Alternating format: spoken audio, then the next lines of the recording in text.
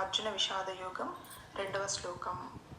ధృతరాష్ట్రుడు అడిగిన ప్రశ్నకు సంజయుడు ఏ విధంగా సమాధానం చెబుతున్నాడో ఇప్పుడు చూద్దాం. దృష్ట్వాతు పాండవానీకం వ్యూఢం దుర్యోధనస్తదా ఆచార్యముపసంగమ్య రాజా వచనమబ్రవీత్.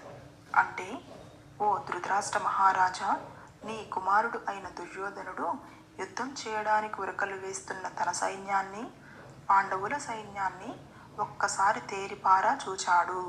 తన బలం ఎంతో, ఎదుటి బలం ఎంతో అంచనా వేసుకున్నాడు. తన సైన్యం ఏ ఏ వ్యూహములు రచించారో, పాండవుల సైన్యం యొక్క వ్యూహరచన ఏంటో గమనించాడు.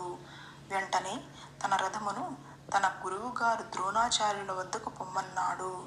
ద్రోణునితో ఇలా అన్నాడు: కౌరవుల సైన్యాధ్యక్షుడు భీష్ముడు యుద్ధం గురించి, అందులో అనుసరించవలసిన వ్యూహములు, ప్రతి వ్యూహములు గురించి